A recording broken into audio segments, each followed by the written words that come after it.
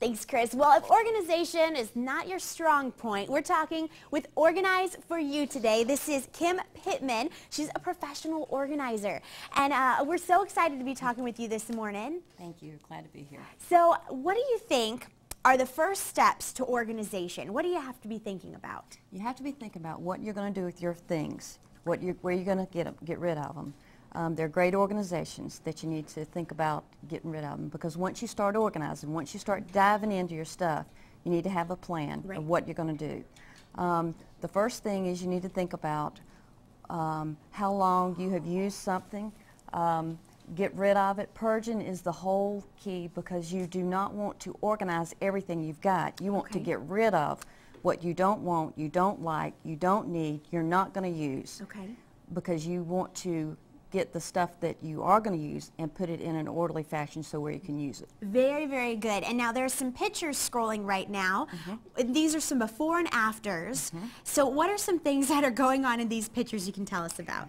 Well, the problem is sometimes there is a disorganization problem, but a lot of times there's not correct shelving. And so sometimes just going in and tweaking what people have already got is just the key. And that's just the easy option out. So in your experience, what have you found has been some of the most commonly disorganized place? That tends to be with the age group. That has a huge factor in it. Like young people, young couples, it can be all over the house. Older people, it tends to be mail and the mail that they get and the papers, and it's beside their chair. So it depends on where you are in life. And so do you have some easy fixes for those areas? The key is purging. You have to get in and get rid of, and that is the hardest part for some people. And because some people, they're very sentimental towards things. Absolutely. So when you're working with people, how do you get them to kind of move past that and get rid of stuff?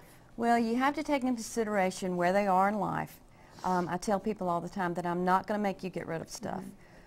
There seems to be a time factor. Like if somebody's lost a loved one, it takes time. And I can't make that decision for them. Just like if they were to come in my house, they can't tell me what I need to get rid of. And so I try to be very aware of where they are.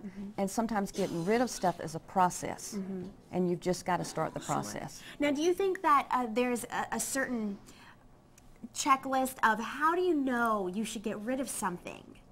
Okay, if you have not used it, then you need to get rid of it. That's if you have not used it. Very smart. Well, as far as professional organizing goes, how would it work if someone calls you up and they say, you know, I want you to come in and analyze my space? What I would do is I'd set up a consultation, and that's the time we look over the areas you want to organize.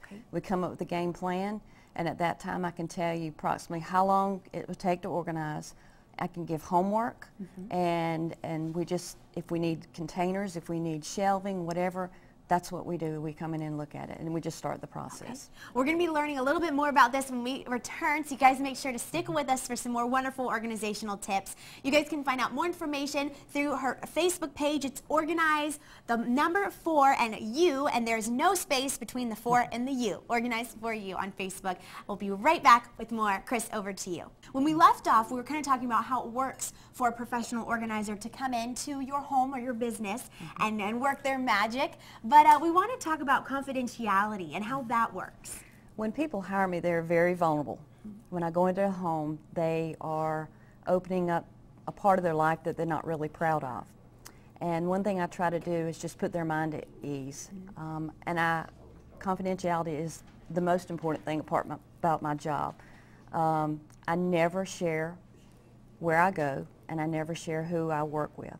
I tell my clients that the only way anybody will ever know that I've been to their house is if they tell them. Because nobody likes to know that their dirty laundry has just been aired in front of everybody.